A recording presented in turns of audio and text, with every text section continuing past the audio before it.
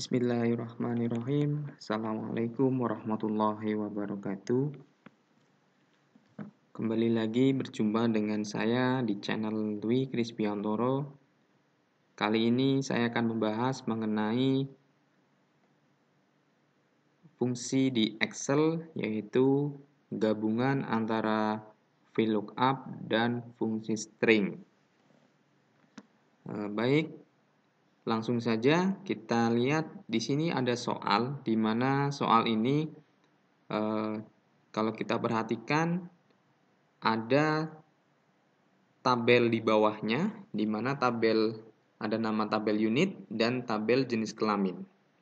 Kalau kita lihat soal Excel, jika kita temukan hal seperti ini, berarti salah satu yang harus bisa kita ambil adalah langsung bisa kita tentukan. Berarti di sini ada fungsi VLOOKUP. Ya. Kalau kita lihat seperti ini, ada tabel seperti ini, tabel bantu, artinya ada fungsi VLOOKUP yang harus kita gunakan. Baik, selanjutnya untuk mengisi kolom-kolom yang kosong di soal ini, ya, biasanya ada ketentuan dari pengerjaan yang sudah disiapkan. Ya. Baik nanti pada saat Anda mengikuti ujian tes masuk kerja, ya, ataupun pada saat Anda mengerjakan soal-soal di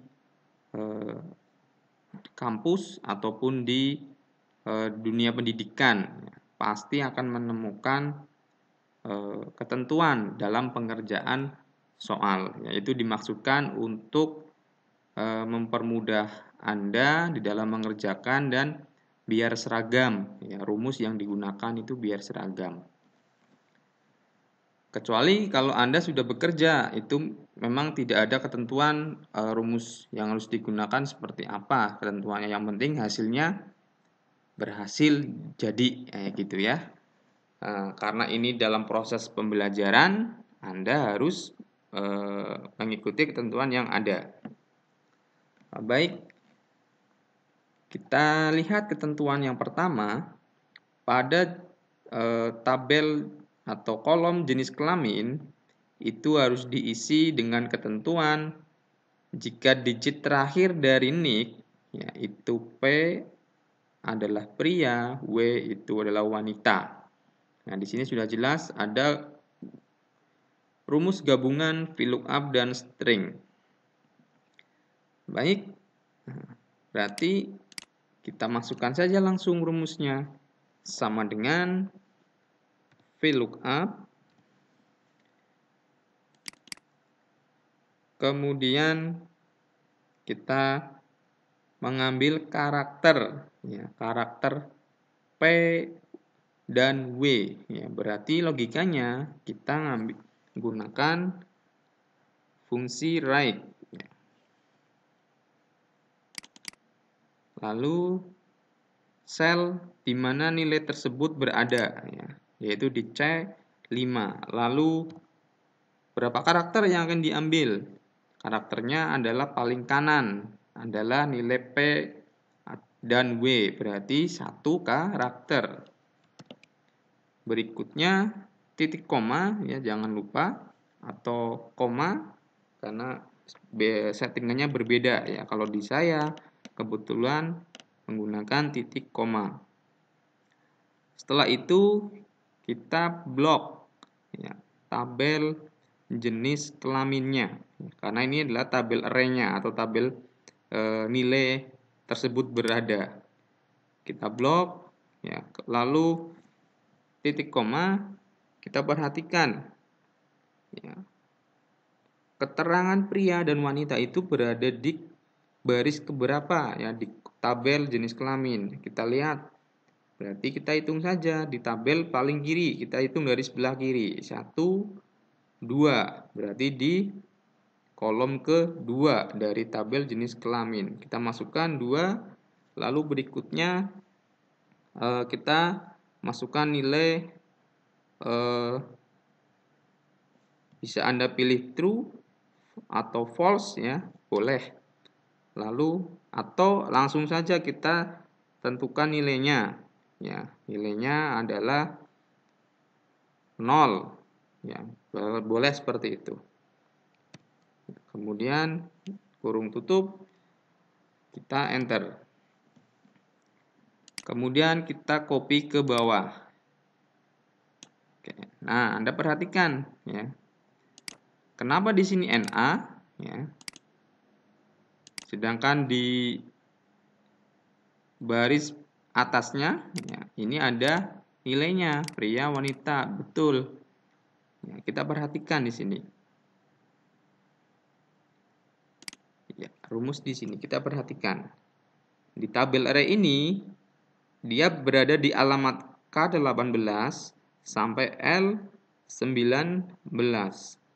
Artinya nilai tersebut berada di rank tersebut ya. Nah, begitu rank itu kita atau kok rumus itu kita copy ke bawah, dia akan berubah alamatnya. Kita perhatikan K20 dan L21. Apakah ada nilainya di sini? Nilainya tidak ada ya. Tidak ada pria dan wanita dan tidak ada kode P dan W. Makanya di sini nilainya NA. Nah, untuk mengatasi itu kita bisa gunakan fungsi F4. Ya, fungsi absolut ya, maaf. Kita bisa gunakan tombol di keyboard dengan menekan F4 pada bagian tabel array-nya ya. Alamat tabel array-nya. Nah, seperti ini kita baru kita copy ke bawah. Ini pasti nilainya sesuai dengan kondisi di nilai di tabel array-nya. Di sini ada pria, wanita, ya sesuai. Ini juga P itu pria, W itu wanita. Ya, berarti di sini nilainya sudah betul. Nah, kita perhatikan ya. Alamat tabel array ini kalau kita perhatikan ke bawah ya, di sini di sel F7 ya, ini juga nilainya sama ya. Tidak mengalami perubahan ya. Alamatnya tetap di K18 dan L19. Yang berubah hanya di baris ininya saja ya, di alamat ininya. Ya, pembacaan tabel di tabel nick-nya, di kolom nick ya, yang berubah. C13, kemudian C14 ya. Ya, kita perhatikan. Yang berubah adalah barisnya saja. Alamat sel dari tabel, jenis kelamin atau tabel array-nya tidak berubah. Ya, seperti itu. Nah, di sini juga kita bisa kalau kita tidak mau direpotkan atau mengingat-ingat tabel array-nya dan kita harus memberikan fungsi absolut ya. Ini juga bisa kita gunakan dengan cara kita beri nama ya, beri nama pada tabel ini, jenis kelamin ini kita beri nama. Caranya adalah kita blok tabel array-nya atau tabel bantunya, kemudian klik kanan define name, kita masukkan namanya apa, misalkan saya kasih nama tabel jenis ya, tabel jenis, saya kasih nama tabel jenis, lalu oke. Nah, kita ganti ya, di sini kita bisa ganti alamat yang tadi yang sudah kita buat tabel array-nya yang tadi kita blok. Sekarang kita ganti dengan nama tabel yang sudah tadi kita buat. Namanya adalah, nah di sini sudah muncul tabel jenis. Nah, seperti ini. Lalu kita enter. Nah, di sini kita tinggal copy ke bawah. Nah, sama hasilnya, tapi di sini kita tidak perlu memberikan fungsi absolut ya. Karena di sini tadi kita sudah mendefinisikan atau memberikan nama, yaitu dengan nama tabel jenis. Seperti itu ya, untuk mempermudah kita dalam mengambil tabel array-nya. Ya, jadi silakan diblok tabelnya, tabel bantunya, kemudian klik kanan, define name, berikan namanya. Oke, berikutnya kita lanjutkan yang kedua. Yang kedua ini adalah unit. Ya, unit ini adalah mengambil kode dari masih mengambil dari nick. Ya, di sini ada karakter S, F. Ya, kita lihat di tabel unit pun ada ya S, F, P, M. Berarti logikanya kita harus mengambil karakter ini. Ya, karakter ini berada di tengah ternyata. Nah, kalau fungsi string ngambil nilai tengah, berarti kita gunakan fungsi mid. Ya. Kemudian kita gabungkan dengan VLOOKUP. Ya, kita masukkan VLOOKUP. Kemudian fungsi mid, ya, fungsi text untuk mengambil nilai karakter tengah.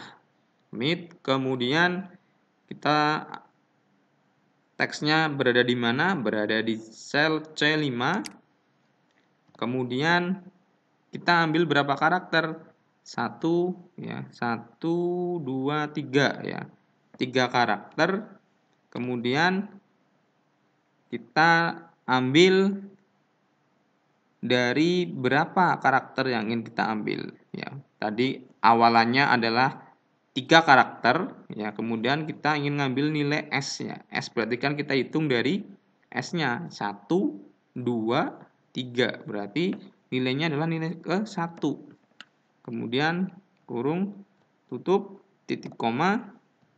Nah, tabel array-nya adalah ini ya.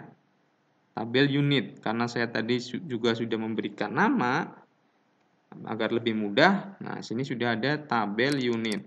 Tinggal kita double klik. Kemudian kita lihat unit itu berada di baris keberapa ya. 1, 2. Berarti kedua. Kemudian 0. Oke.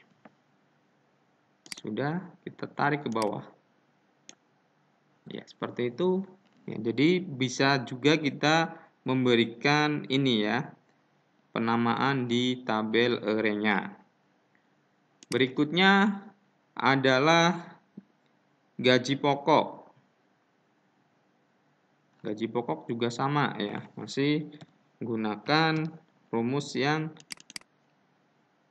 fungsi mid karena ngambil dari kode ya, kode unitnya ya. 3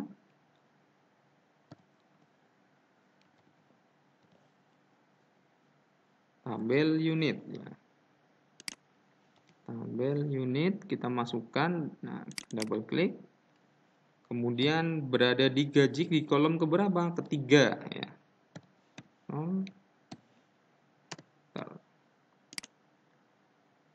Oke. Ya, seperti itu ya. Jadi VLOOKUP mid tabel unitnya, kita ini tabel unitnya. Kemudian gaji berada di kolom ketiga ya dari tabel unit. Ngitungnya dari sebelah kiri 1, 2, 3. Kemudian kita masukkan. Lalu tunjangan istri. Tunjangan istri ketentuannya adalah jika jenis kelaminnya pria, statusnya menikah, dia dapat tunjangan sebesar 10% dari gaji pokok. Ini adalah ada N di sini ya. Jika jenis kelamin pria dan, berarti logikanya kita gunakan fungsi if dan N di sini. Sama dengan if ya, kalau N status ya, berarti statusnya menikah, berarti dia berada di sel E5 ya, karena E5 ini adalah kolom status. Kita masukkan kriterianya. E5 itu menikah, lalu titik koma, logikal kedua ya. Logikal kedua ya, benar ya. Logikal ke-1 adalah nilainya menikah, logikal kedua nilainya adalah jenis kelamin. Jika dia pria menikah ya, sama dengan F5 itu adalah pria,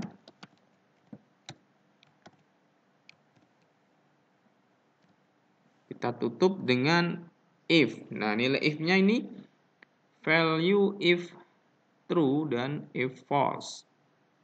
Berarti nilai benarnya apa? Nilai benarnya adalah jika itu pria menikah kemudian dapat tunjangan. Tunjangannya adalah 10%. 10% dikali gaji pokok. Nah, kalau seperti ini kita kesulitan, kita langsung masukkan saja alamat selnya. Berarti gaji pokok ini berada di J5 ya.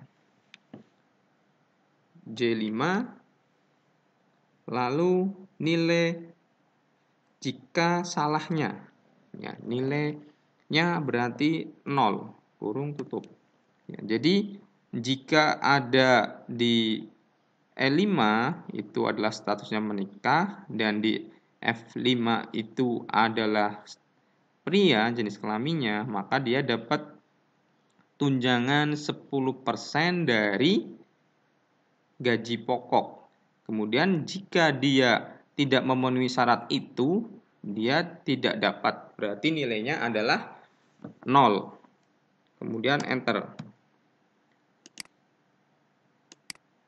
Oke, kemudian kita tarik ke bawah. Ya.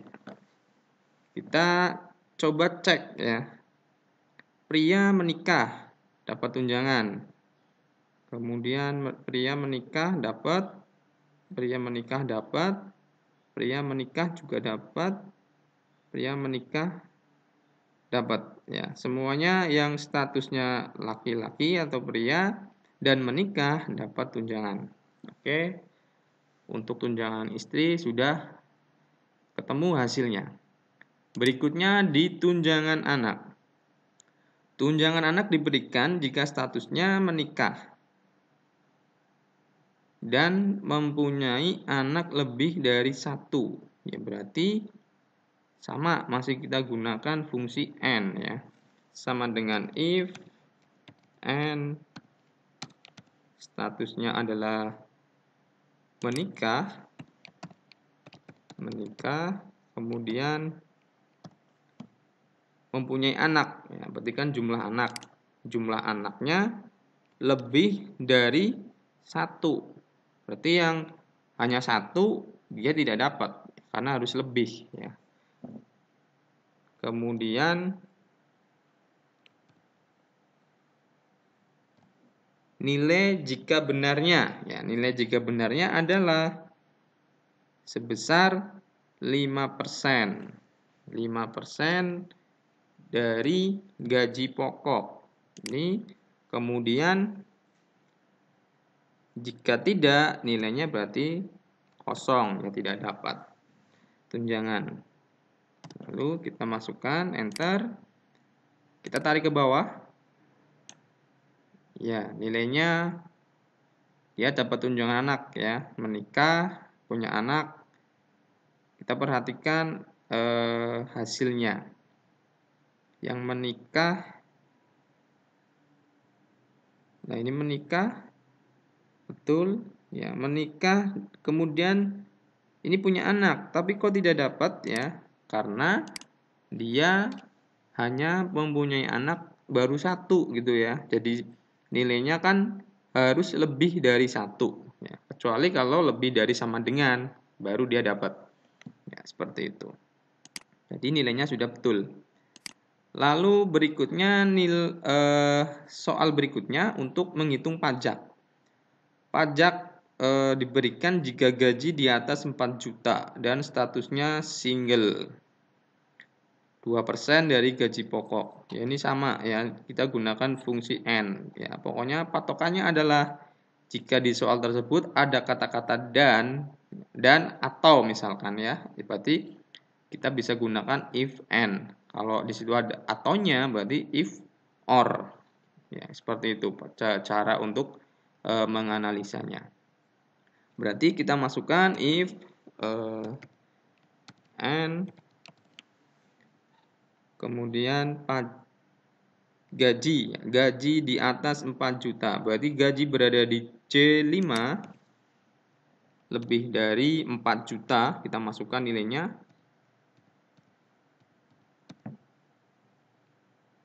Kemudian status ya. Titik koma, status di E5 kita masukkan kriterianya adalah menikah. Kemudian besarnya adalah 2%.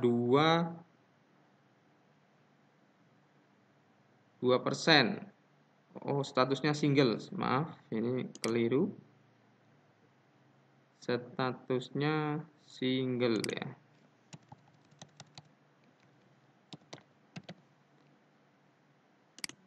Kemudian nilainya adalah 2% dari gaji pokok di C5 ya, di C5. Nilai false-nya. Kemudian oke. Kita copy ke bawah. Ya, nilainya adalah ini ya. Dia single kena pajak 100.000. Kemudian dia single juga, single ya. Di sini ada 3 yang single. Mereka dapat kena pajak ya, karena gajinya lebih dari 4 juta. Seperti itu untuk menghitung pajak. Lalu berikutnya ada jumlah gaji pokok bagian unit produksi. Nah, kita harus diminta menjumlahkan berapa jumlah gaji pokok di bagian produksi. Berarti kita gunakan fungsi SUMIF ya, untuk menghitung total berdasarkan kriteria. Ya, SUMIF kemudian rank. Ya, rank itu berarti nilai yang akan kita uji ya. Ranknya adalah di unit. Karena nilai kriterianya yang akan kita hitung adalah bagian produksi, berarti di bagian unit. Kemudian kriterianya kita masukkan adalah produksi, kemudian titik koma, ada sum rank. Berarti ini gaji pokoknya. Kita blok gaji pokok, kurung tutup. Bentar. Jumlahnya ada 14 juta. Kita cek bagian produksi. Produksi itu ada 2, 7 juta dan yang kedua juga sama ya, 7 juta. Berarti jumlahnya benar ada 14 juta. Lalu kemudian untuk mempercepat kita copy saja. Tapi perlu diingat ya, di bagian sini kriterianya juga harus kita ganti. Berarti kriterianya adalah marketing. Kemudian kita perhatikan ya, selnya juga harus kita ganti G5 sampai ini sampai G14 ya. Oke, seperti ini. Ini juga harus di sampai 5 ya, J5 sampai J14. Oke, enter. Ini kita ganti kriterianya. Kriterianya adalah finansial.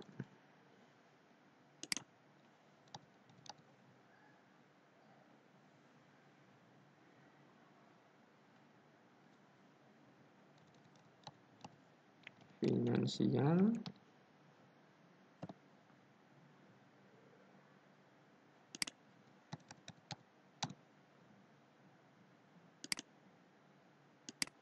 Oke.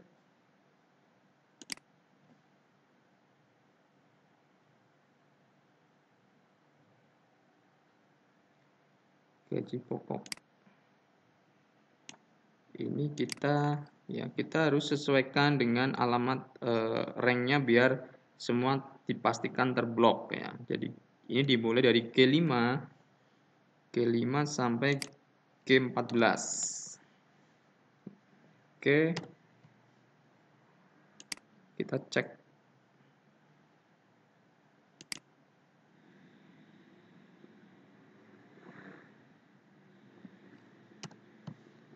Berikutnya yang terakhir, gaji bagian unit SDM. Kita ganti kriterianya. Kemudian kita rubah selnya ya. Alamat ranknya jangan lupa kita rubah C5 sampai C14. Nah, seperti itu. Enter.